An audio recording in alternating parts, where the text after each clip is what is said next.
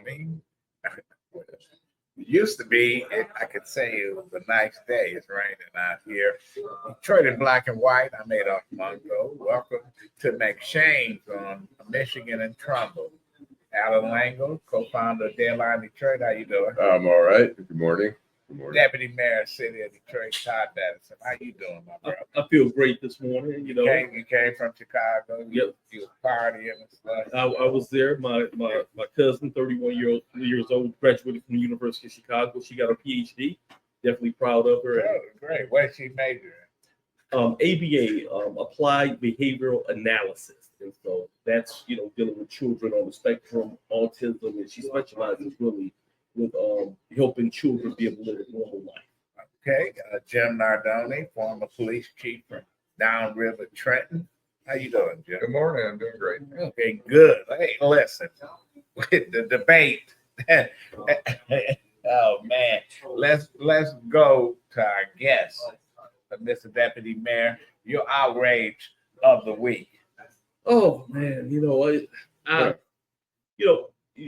to the debate, and of course, I mean, the president didn't have the performance that I would have liked. I mean, it was obvious that he had a cold. I mean, so that was one thing. I could hear the congestion, but really, a cold or his old? No, a cold. Okay. You can hear or allergies, right? So something was going on. And so they did mention that, but just to talk from Biden supporters, as far as looking the other way, or maybe he's not fit. I've met the man numerous times. He's definitely fit, but the thing about it is, I don't judge a person by, how pretty they are, or how well they perform, or how good of an orator they are. I judge where you put the money at. And I can just tell you that based off of Biden, he's delivered for the city of Detroit.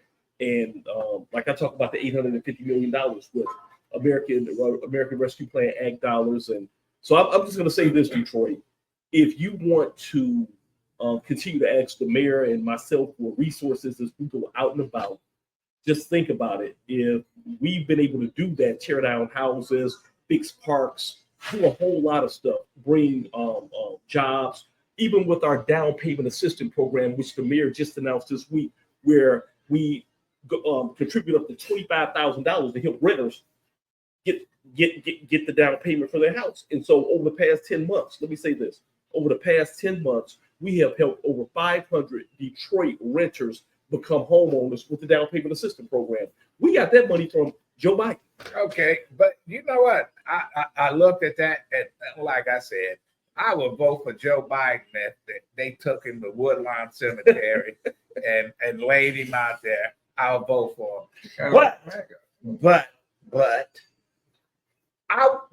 whoever is advising him in this campaign, I wouldn't even do the debate.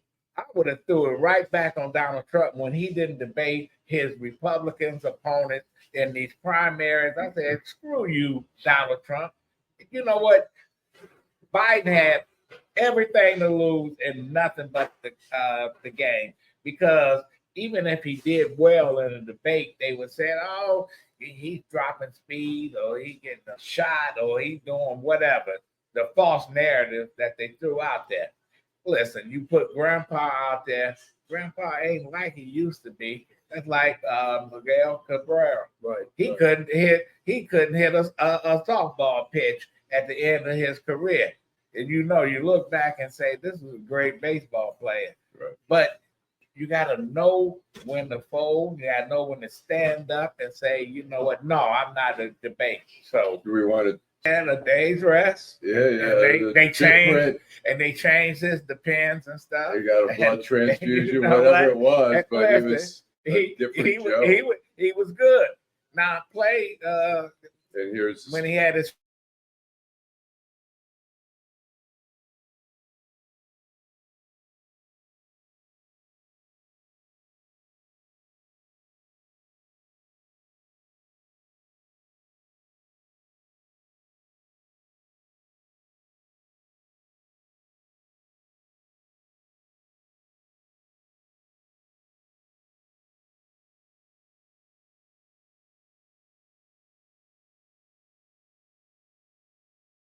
You got Psycho Bunny, and you got the president.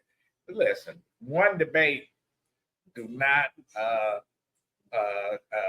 change the outcome of this election because people are going to vote. I'm tell you, you brought Biden to the dance. If I went to the dance with somebody, I'm leaving with that person. Now I'm gonna go back when I was with Kwame Kilpatrick in his darkest days. Looked like he was gonna lose.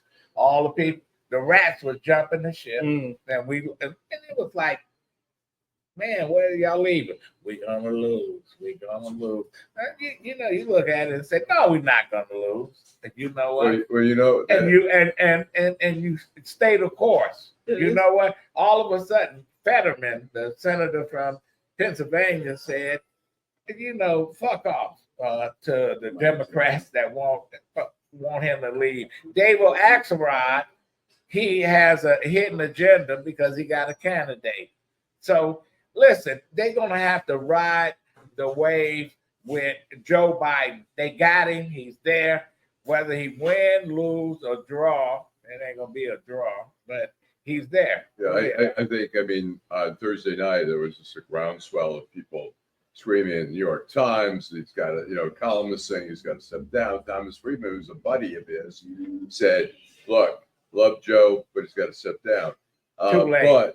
Too late. Yeah, but you know what? It's interesting, and we talked about this on Thursday night. I said either he steps down or he doubles down. He gets out there as much as he can, which is what you saw on Friday. He's going to do as many interviews as he can on ABC. The only way he stepped down is his wife, Jill Biden, say, you know what, baby, I think you should step down. Ain't no question. And he's not going to step down. And the argument that I see, and I want to write a column on this, is that the reason he probably won't step down is that this is just another little crisis in Joe Biden's life. Joe Biden has navigated crisis. His wife lost his wife and kid. He's not 35 anymore. He's in the White House. He's got the Israel-Gaza war. He's not 55. Ukraine. He's not 65. He is like, he handles crisis. He's not 75. We wouldn't want that job. Can you imagine waking up every fucking morning and you're like, oh my God, this is happening, this scandal, that scandal. These guys, I mean, he is. If he was a young guy, younger guy, when Trump said, oh, Hunter Biden is a criminal and all this other shit, he should have jumped and said, your whole family is a crime family. You know what? I've never hired any of my kids or siblings or whatever in my administrations as vice president, senator, whatever. But they didn't. They overplayed their hand. Democrats, they just don't drop the ball on this, and now they want to throw him under the bus. And I say, well, whether you like it or not, to Allan's point, just you don't just quit because you had one bad night.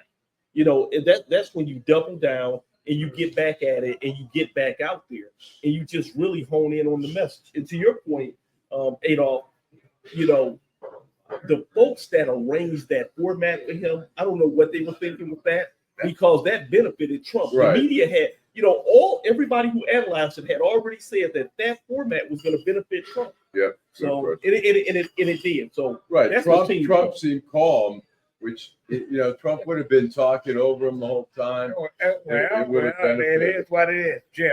Quickly, go ahead. Before I move on to my outrage, so you're comparing taking the keys to Grandpa or baseball player to the guy that holds the nuclear code. Well, it don't matter, but we got Jack Nicholson wannabe and One Flew Over the Cuckoo Nest because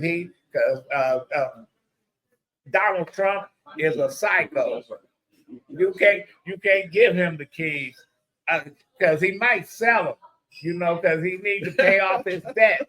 Well, you know what? I think former President Obama put it best when he was out in California for the fundraiser, and he said, Donald Trump has taken elements that used to be disqualifying and are now been normalized. I mean, it's I mean, his behavior, the lies that he said throughout the whole debate, and people say he won. Nobody won.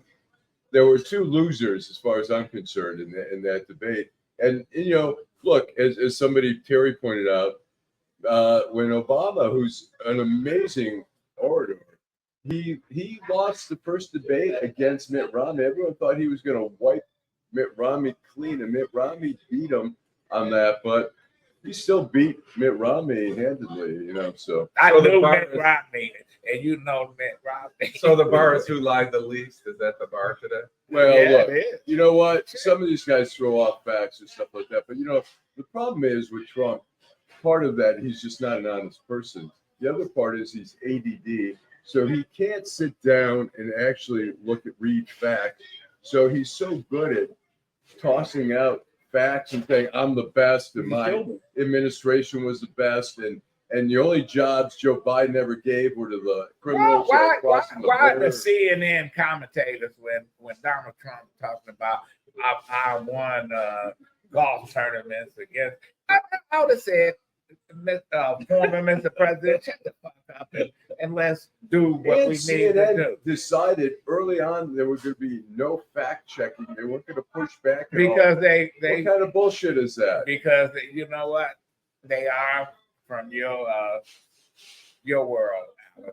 Well, The it's media. pretty kind of pathetic that, if part of the debate is to inform the electorate, like who knows the facts, who wants to talk about the This facts. is not Chet Huntley, David Brinkley, and Eric Because it's Savage almost like shit. CNN contributed to when you're not fact checking and holding folks accountable, but telling the truth on a stage, on a platform that large, you're contributing to misinformation. And the questions are like, okay, it's your 2 minutes. If they're like, Just they like ask you a this. question, That's climate your change. It's like, 2 minutes. Let's go to Jim. yeah. My outrage is we keep Right. losing police officers for no good reason. We lost a police officer from the Oakland County Sheriff's Office, Bradley Reckling, last weekend. Right. 30 years old, a wife, 3 kids, and a kid on the way. He'll never know his dad. All right. He was investigating a stolen car. People aren't supposed to die investigating a stolen car. And William Henry Butler, a 51-year-old Iraqi veteran from Hillsdale County, lost his life. Also 3 kids. So there's 7 kids out there without a dad this morning. In the last 7 days, we lost these 2 men.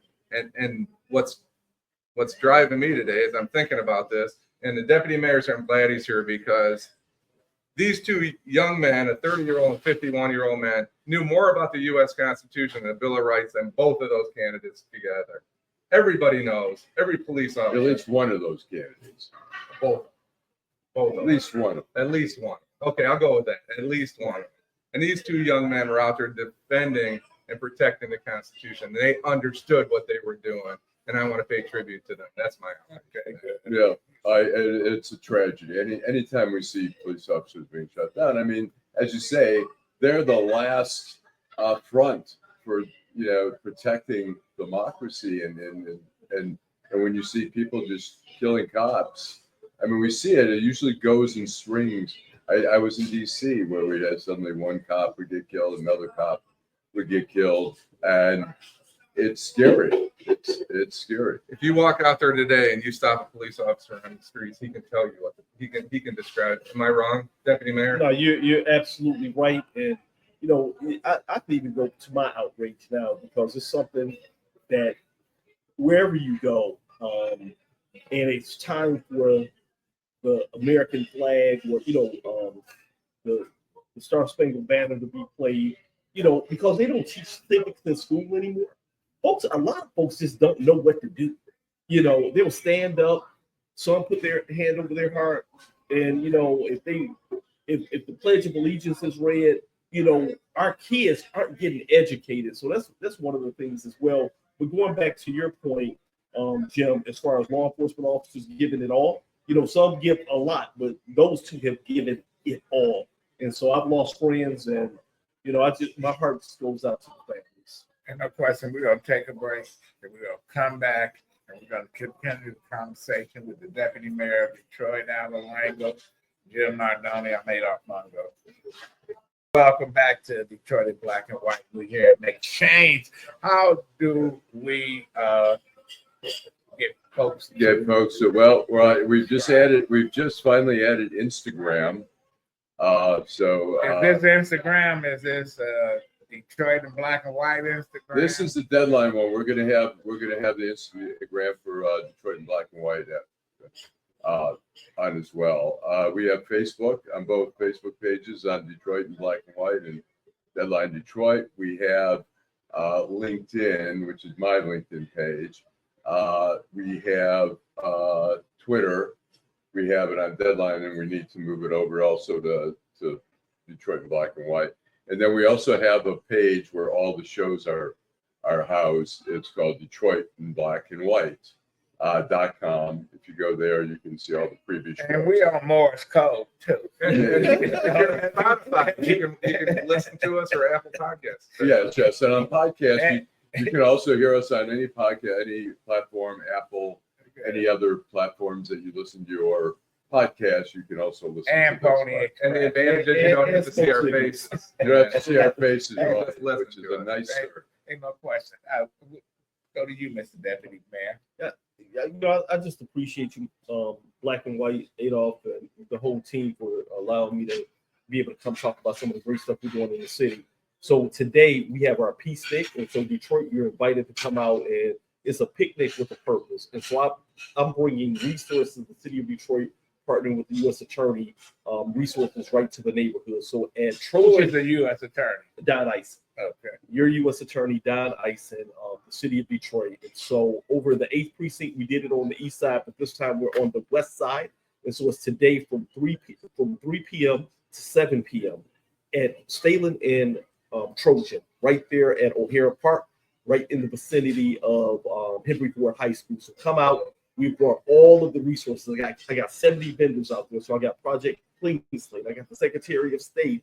I have workforce development to help you get employment opportunities. I got opportunities with Renew Detroit to help you get a new roof on your house. So everything that you can even think of is right there in the neighborhood, from downtown to your neighborhood.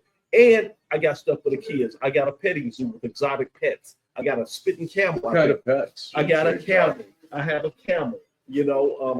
I have a big snake. I have all types of other little stuff as well. Where do you get those from? Vendors.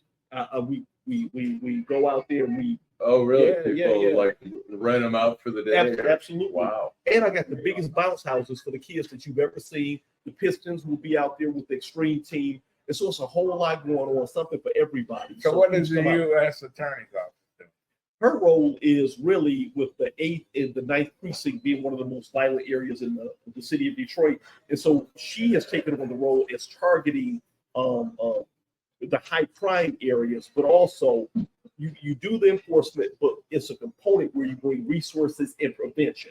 And so making sure that it's a balanced approach to deal with high crime areas in the city of Detroit. Well, I'll give you a little trivia question. Her first job was at the daycare center run by my wife at Greater Nardone church over here off of Mac. Wow. You know what? When she was just a college student. So Well, I tell you, she's very passionate. She loves Detroit. She's the daughter of there's Detroit. no question about it that she's doing a hell of a job. Yes, she is. So, Deputy Mayor, I'd like you to recognize or talk a little bit about. I don't think we celebrate enough the events and how successful. And I want to go back to the police department. You're a former police officer. We had the draft. We had the fireworks. We had numerous mini events, and I like to say thanks to the Detroit PD, and I'd like you to talk a little bit about. Oh my God, success. Chief White in the Detroit Police Department, I have to say the best police department really in the country, especially as far as handling large events and what they're doing. Historic low crime rates right now in the city of Detroit. Just of course, 66-year low when it comes to homicides in the city. But you think about the NFL draft, the largest draft, 775,000 people and no events, completely blew Roger Goodell away. He just was like, okay, something is going to pop out. Nothing popped out. Then we did the Grand Prix, no issues. And just last week, we just celebrated the fireworks. And so folks are feeling safe. They're coming down to Detroit. And let me just say this, Jim, with without public safety, you're not going to have economic development. You're not going to have anything. So you have to have that. Well, let me ask you this, and what you say is real true.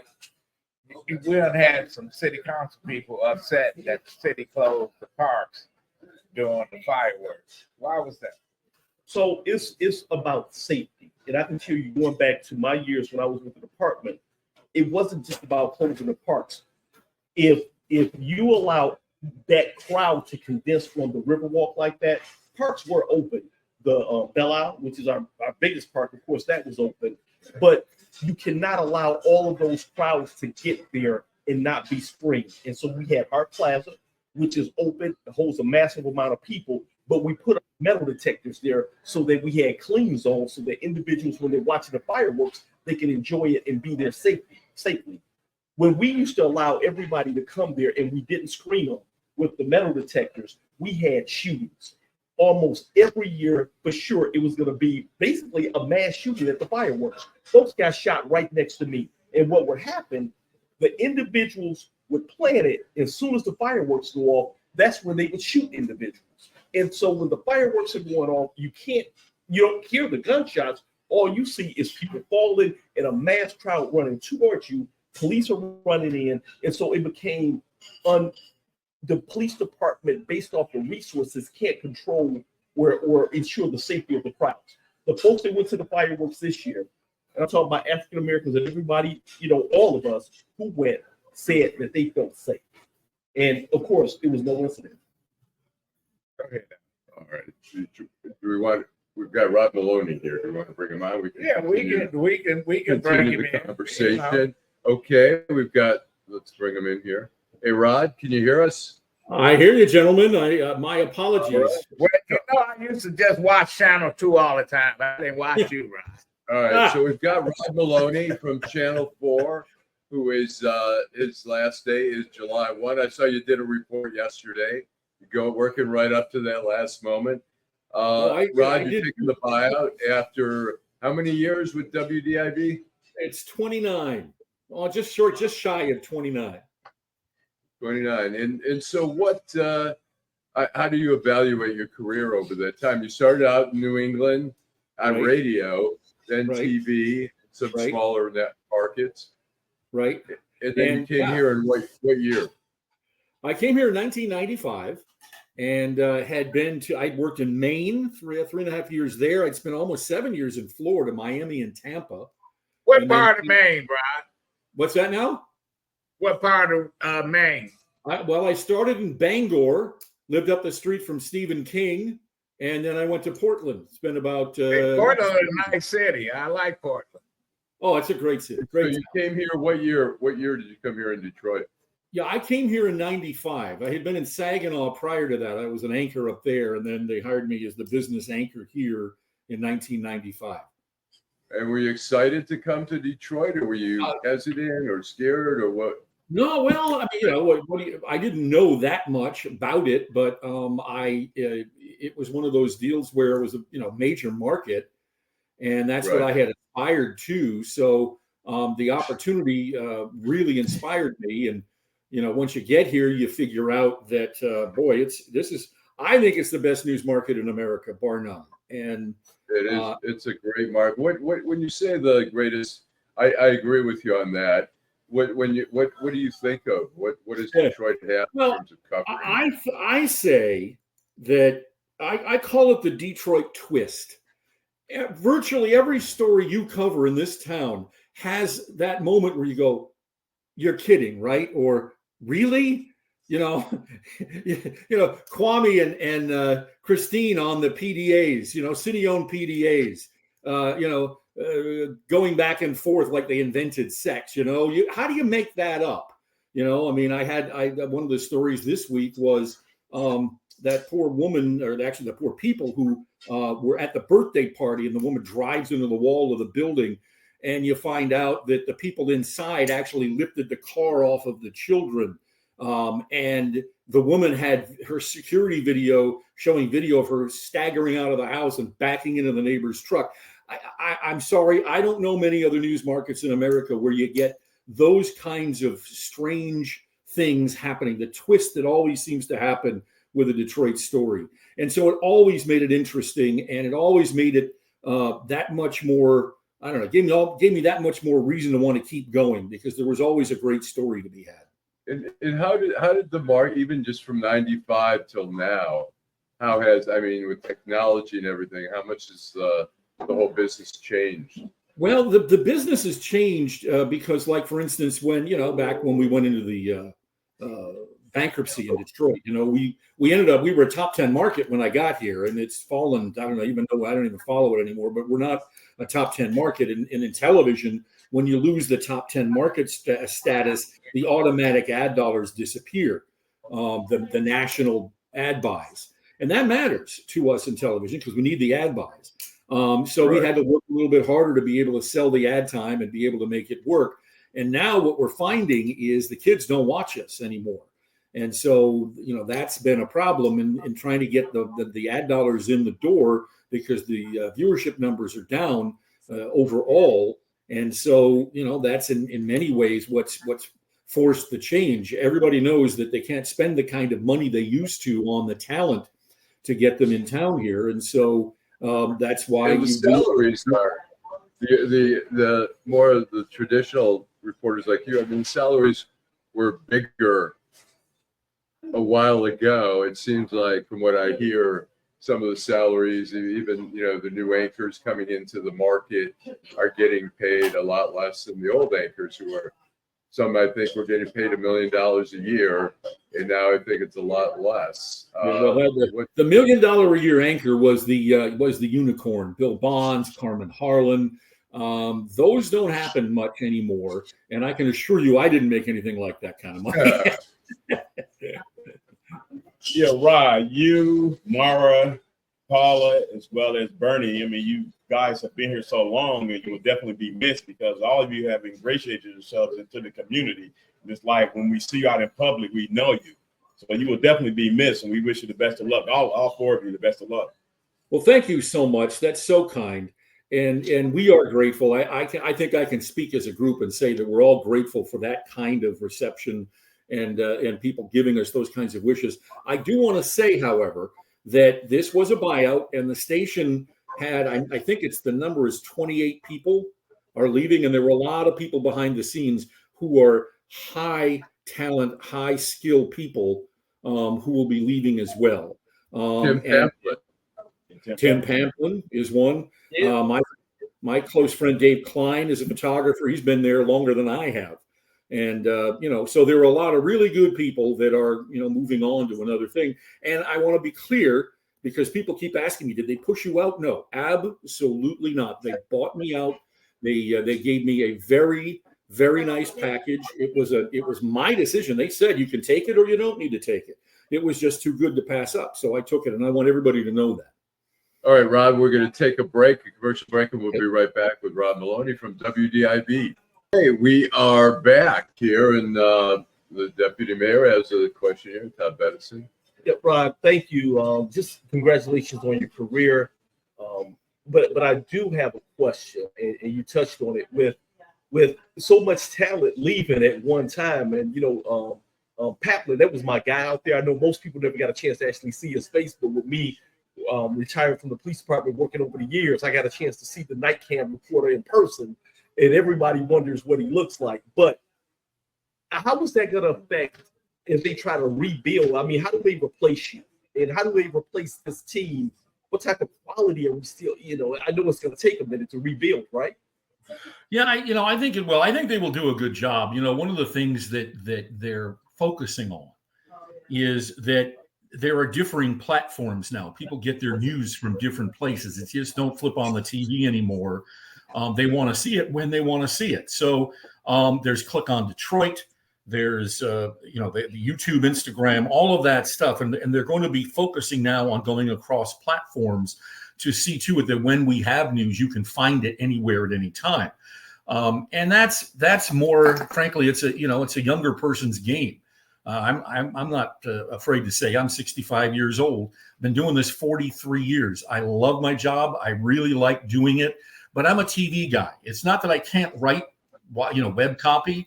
It's just that that's not really what I do. And so therefore, given the opportunity to step away, I said, fine. And the station will find people. They'll find younger people who have experience, and they will go and they will just start doing it. Now, one of the things that we have done, and that kind of the way I made my bones, was 2 and 3 pieces a day on separate subjects.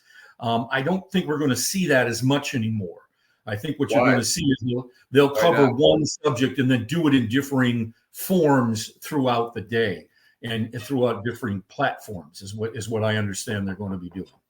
I think, we see some of the other stations who have lost a lot of people, and particularly when the anchors leave, like Gil Perkins left Fox 2, and they have good replacements there. But I think it takes a while for people to get that connection, and people have, as Eric was saying, people have connections to you and Paula Tupman, Mara McDonald, and Bernie Smilovich. You guys are part of the brand.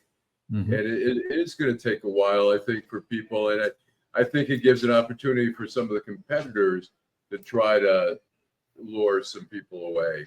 Yeah, I think so. I think you'll see some of that. The idea of the non-compete now is kind of going by the board. So I think that you may see some shuffling back and forth that didn't exist in prior years. But there will be young kids coming along, and they'll grow into it. It may take a little time, but they will grow into it.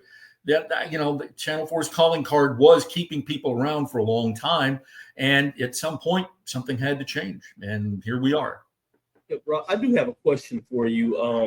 Another question. With being around as long as you were and seeing Detroit going back to when the city burned, Devil's Night, where it would be 700 fires. I mean, you've really seen it all to the point where it's Halloween in the D, and our young kids now have no idea. They have no idea about the fires, and so it's just a big Halloween party. Could you just kind of let the viewers know, where Detroit was, and from your perspective, what are you seeing now? Because it's been a true transformation. Oh, it doesn't even compare. And I think that's one of the great things about the city is that how resilient it is. I remember when I came in 1995, I actually came earlier than that to visit. My wife and I came down on our anniversary to a bed and breakfast over by the Manugian. And it was a lovely stay. And we had a night out at a piano bar, and we went to Second City and some things. But what struck me about it then, and this would have been in like 91 or 2, was that, and I use this just as the sort of the metaphor, you could shoot a cannon down Woodward and not hit anything because there was nothing there. And I remember I got here just as they were redoing the Fox, and then ever so slowly the Ilitch, started buying up some of the property. Some of it got, stayed dormant, and some of it got redeveloped. But slowly but surely, I was there. I remember the first day Bobby Ferguson put a front end loader in the ground to build Ford Field when they had pulled down the old YMCA and things like that. And ever so slowly, it started to build. I remember when I got here in 95, there wasn't even a place to have lunch downtown. I mean, the station's at 550 West Lafayette. You couldn't find a sandwich shop anywhere. There wasn't one to have. Cody Island. Well, okay, I could have gone there. That's not lunch, though. That's that's food for another time. But be that as it may, the city had been allowed to go to sea. Frankly, it didn't have the money. I covered all the budgets back then. They didn't have any money. They were in debt up to their ears, and so it took something like the bankruptcy to sort of hit the reset button in order to allow for the transformation that actually happened. Dan Gilbert coming in and deciding he was going to do something. Now Bill Ford wants to fix the train station. The city doesn't even look anything like it was when I first got here. And we're very fortunate. Gilbert, would you say that Gilbert is, how would you, if we were to write the history of the city of Detroit, the modern history, where would you put Dan Gilbert? I put him up there. He, let's face it, the Ilitches got it started, did some very good things. They decided that I think they felt the need to make more money with their investments than Gilbert did. Gilbert seemed more invested in the city, and he bought, look, he's a real estate guy. He bought it low. He hopes to sell it high one day, or at least rent it high. But he really was a seminal figure. His decision making is a fulcrum moment in the city's history, And I don't think the city comes back the way it has without him. One of the Well, things, go ahead. Yeah, but you know what? We see that he bought up everything, and that's great. But who's going to occupy all this space? I'm asking the question. Who's going to pay the people when they're due? From the bankruptcy. Well, you know what? That's what I'm saying. If Mayor Duggan doesn't run and we have a new mayor, how are they going to tackle some of this stuff? Well, I don't know, Adolph. One of the things that has changed is office space. COVID changed whether you go to work or not, and I don't think that I don't think Dan Gilbert saw that coming when he bought everything back when he did. But it strikes me that look, markets work, and the CFP guy that I am, I genuinely believe in markets. The market will find itself. They'll figure out a way to make it so that people will want to be there. Now, the Rensen is sitting fallow. I was in the news conference when GM announced they were going to buy it for $75 million back in 96, I think it was. That was a game changer for the city. They put, I don't know, at least $1 billion into that thing, and now it's sitting fallow because they're going to move over Should they tear it down? Should they tear it down? I don't know if you should. I think they probably will. I think it'll change the skyline. I think all those great skyline shots that we've been watching on the NFL draft and all of those national events will change if they take that down. But I also think that one of the problems the city had for 100 years was they never knew how to use the waterfront properly, right? And they're just now starting to figure that out. So you take the Rensen out of there, there's a big spot that you can put something in and you can develop for the future. What, a park? Sure. I don't know about a park, but something. Adolph, look, what are we like? We're having a couple of drinks across the street from Channel 4. Is that how this is going to go? Well, you my guy. I can always call you. I'm gonna miss you, man. I'm gonna miss you too. You're one of the last of the journalists in this town. Because the internet unchanged everything with the media. There's no question. You know the community, and the people that's leaving know the community.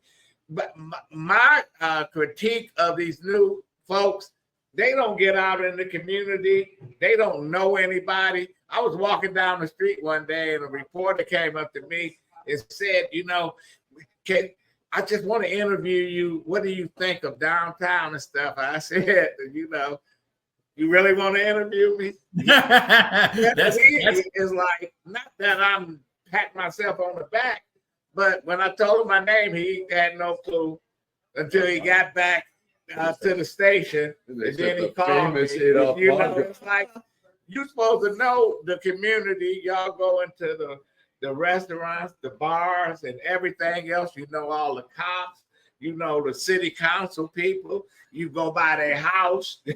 you intimidate them and stuff. You show up, they closing the shades on the window. So, well, I had a few of those. They didn't like seeing me around when I was asking those kind of questions. But yeah, well, here's the big question for you, Adolph. Did you actually make it on the air when you gave them the interview? Yes. I sure did. Oh, that's good. They ran it. Wow. It's like well, I'm a resident, and yes, of course. I was enjoying downtown. Well, yeah, there's a lot to enjoy, a whole lot more than there was a long time ago. I think the city's future is bright. I really do. The kids seem to like it. A lot of kids want to live there, and as long as you can keep it safe. And that, you guys were talking about that when I came on. Keeping the city safe. Well, once they get married and have some babies, they're going to have a school. And we have had our issues, but I'll leave that to the deputy mayor. Rod, that's the reason I asked you just for your opinion, because your opinion definitely counts, and you've seen it all over the years. And with this chance for the audience to hear it as well, I just wanted them to really hear from what you saw to where we are now. But I can tell you that things are in good hands. And I just want to give a shout out to my boss, because Mayor Mike Dillon, when he took office back in 2014, it's not just about downtown was changed, it's the neighborhoods as well, because we had 45,000 abandoned houses. We're down to roughly 4,000 now. And with the American Rescue Plan Act dollars, which I go back to, and also with proposals, we in Detroiters voting to allow us to sell the bonds to be able to, take Detroit from blight to beauty. So Mayor Duggan has done phenomenal as far as being able to balance the budget. But to the question of Detroit downtown, the office space folks are working from home. They're never going to come back like they were. But the vacancy rate as far as the apartments and the condos, folks are living downtown Detroit. And so during the day, you don't see a lot of folks walking around because they're in their apartments, they're in their condos working virtually. But at night, it's thriving. And folks are at the restaurants, they're walking their dogs, they're living their lives. And more people are moving downtown and throughout the neighborhoods. And the property value in the city of Detroit has went up over 400%. And we're doing things to make sure that it's a place of space for all Detroiters. So, but thank you, sir. Thank you. Well, no, thank you. Thank you. And I will say this just on that subject. It strikes me that what Mayor Duggan has done, I didn't think he did anything out of the ordinary that a large city mayor wouldn't do. In other words, he was doing the stuff you ought to do and the things you should do looking forward, having plans, budgeting. The difference for him, however, has been the fact that the tax revenue has gone up and it's given him something to work with. Dennis Archer would come in and it was a bare bones budget because he had nothing to work with. Kwame Kilpatrick drove the city into bankruptcy because he kept borrowing money. When you get an award on Wall Street from the bond guys, run in the other direction, because that's what bankrupted the city. The fact that the city has income now, it has property tax revenue, it has income tax revenue, it is giving it the money to maneuver. And so it can normalize the things that aren't normal and weren't normal. The school system was a disaster. It's better than it was. It's not great still, but the promise of having money that you can locally fund those schools is I think an encouraging thing going forward, as long as you can modernize those buildings. It took a long time to get Detroit to even start looking like a big city again. And it's going to take a long time to get the rest of it to go. I used to fly in the helicopter. And the thing that always struck me is the city is so vast. We could fly for 15 minutes and not leave the city. And it was all vacant land under our feet. We're going to take a break and then we'll wrap it up and come back to you, Rod. Thanks so much. We'll be right back after. We are back here. We were going to ask Rod. Ask about the mayor's race. Everybody wants to succeed Mayor Duggan because they convinced. And the deputy mayor won't tell us, but the real deal is that he's going down the yellow brick road up to I-96. Yeah. What do you think of the pretenders or the contenders that want to be the next mayor of Detroit? Well, I can think of about 5 people that would probably want to run, and people I've heard are going to run. I think Mayor Duggan has given them the template to follow, and I think that there is good talent behind there.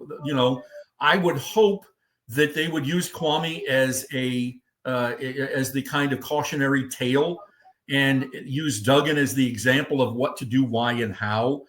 And I think that there is good talent in the city, but there has to be, I don't know. The city needs to vote for people who don't need the job necessarily, I think is the better answer. In other words, if you have people who have, family and friends like Kwame did, all needed a job and he gave them all jobs, I'd be a little leery of that. I want somebody who doesn't need the job to go and at least the money from the job to go and do the job. And I'm not looking to offend anybody. I'm just saying that I think the temptation is there for the friends and family plan. Can you name some names? I'm sorry? Can you name some names?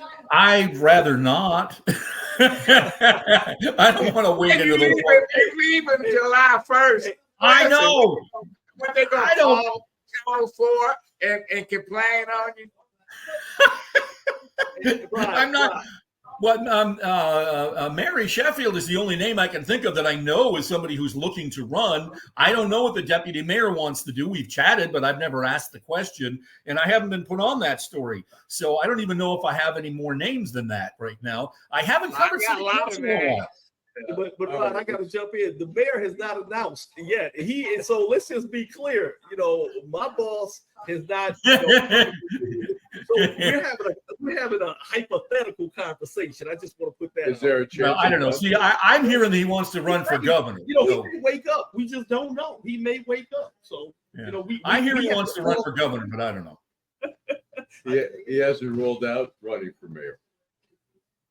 He may wake up. One last question, Rod. Should Grandpa step down? I don't know. I mean, I think what we saw on TV the other night tells you all you need to know, and it's up to him. And it's not for me to say. What you saw is what you got, and I think you need to everybody needs to make a decision based on what happened there. I think they're done debating. I don't think we're going to see another one. They're talking about another one, but I don't think we'll see another one. No. So I don't know. We'll have to see. Okay. Okay. Listen, thanks. All right, Rod. Thanks so much. So are you actually working Monday, or is Monday just sort of the official cutoff? Well, let's put it this way. I'm on the schedule. And if I'm on the schedule, I'm usually good for 2 pieces. So I'll probably be doing that. The only thing I hope for is they don't make me go live from Monroe, so I miss the party. Well, we'll get you down in Trenton. Down there you go. We got a lot of crews down there. All right, thank you so much. Best of luck. I'm sure we'll see you around. Thanks for having me on. And we'll be watching Monday to see what you come up with. Congratulations, Rod. Thanks. Well, they got $10 an hour correspondent now. Well, you see, it's like when you watch it now. My friend used to, when it used to be Fox 2, when Yul Perkins just started out and he didn't recognize people on the station, he'd always say, I'm looking at Chicagoland TV now, because he didn't recognize it. I think now we're turning on the station sometimes and we're watching some of the reporters and like, wow, who are you? And some of them are very good, but some seem a little bit like well, these people do not go into the community and stuff. When in another life, when I was in journalism and stuff, and lived in Colorado, lived in Kalamazoo and DC, I went to neighborhood bars, restaurants. You got to know who was who. That's a good point. There was a baby that was left. This is in South Haven, Michigan. There was a baby in the middle of the winter was left on the porch. It was like a day old, and they couldn't find out who did it. We in the newsroom, and I said, I bet I can find out. Oh yeah, let's bet. City editor said, no, you can't. I went right to, I said, it's a bar down the street from that area. I went to the bar. Guy was sitting up at the bar. He was drinking a beer. I sat down there. I said, it's a damn shame about that baby that was they found in the paper. He said, that's so-and-so, baby. She had the baby. I said, she is? Where's she at? In Sparrow Hospital in Kalamazoo. I went to the payphone, called Sparrow Hospital, asked for the woman. She answered the phone. A little young girl, 19 years old. I said, why you leave your baby on the porch? What she said? She said, because she already had 2 kids. She couldn't take it, but she put it on the porch of a neighbor. She lived right across the street. Wow. Neighbors knew who that baby was. And listen, the prosecutor, they was pissed. Van Buren County, they was pissed at the newspaper because we had the story.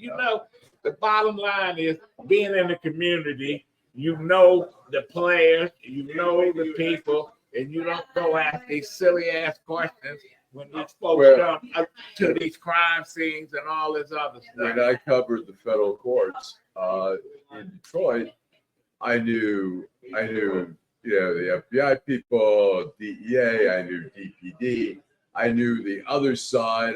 I had dope dealers calling me, you know, a lot of from the Chambers brothers, all the other guys call me all the time. I knew what was happening on the streets. They pay you off. No. But And you bring up but I knew what was happening on the streets. I knew people in the community. I knew people in the courthouse. I knew people at City Hall. You know, you go places, and, you know, hang out in the city, go to bars, restaurants, run into people, you go to parties. You know the community, but as you say now, you're seeing people on TV. They're Adolph, you bring up a good point, because even when they disbanded the U of M encampment, you know, I work in downtown Ann Arbor, you know, not far from the campus, and as the reporters were there, they acted like they were scared to interview people. I mean, it was like, this is a big story, and they were, you know, I went to a party when I started out in Kalamazoo, and they had a party. They were smoking marijuana, doing all the stuff that I used to do in another life. And that Monday morning, I went to cover the courts, Van Buren County. I looked on the bench. The judge, I just saw him smoking a joint at the party. He saw me because I was the only person of color there. Right. So he knew who I was. He said, let's have a quick adjournment. Circuit. Right. I go back into his chamber. He said, you work for the paper? I said, yeah. I said, oh, went at the party. Basically stayed at the party. So I go back to the paper and said, you know, I saw my man there at the party getting high. They said, you're not writing anything. I said, no. I said, but he hears drug cases and stuff. They say he's pretty liberal when it comes. I said, I know why, because you hanging out with the. But I just left. I left it alone. I said, cause man, I'm up here. When you see things and you go, they say, why would you at the party? I said, somebody invited me.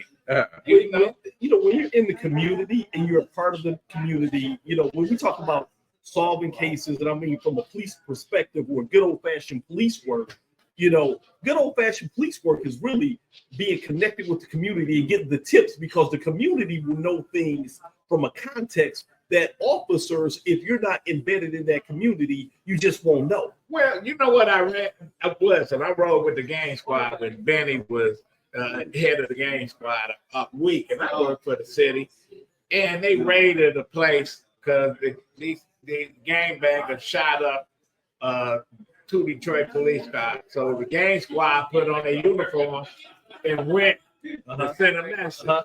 They raided the house. They had these little crybabies crying, but they got a guy that saw me and said, Mongo, 5-0. Because I grew up with him.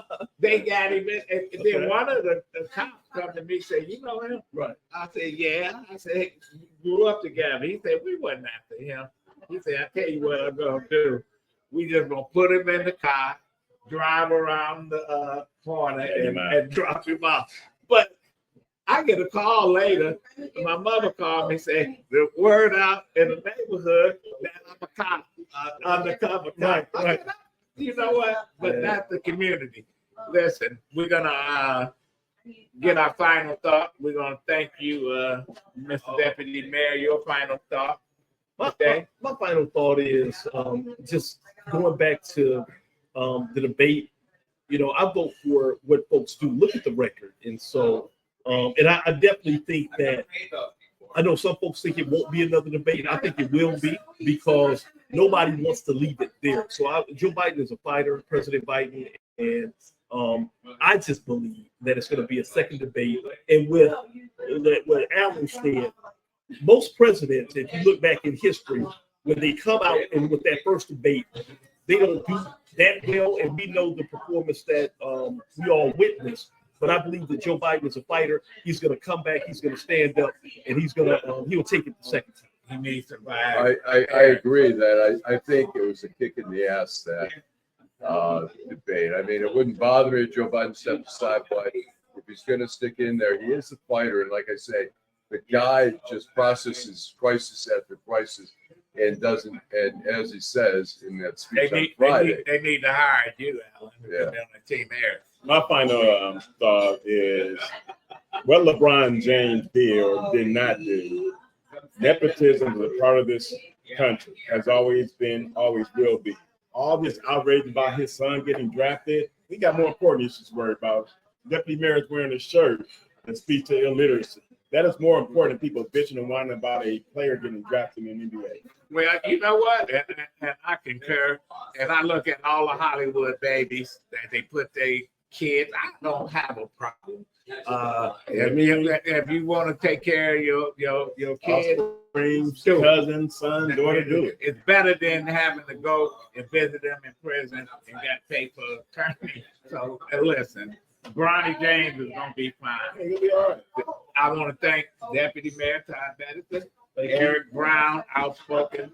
He starts more shit. Allan Lengel, I want to say something Rod about Bronny Meloni. James. Go ahead.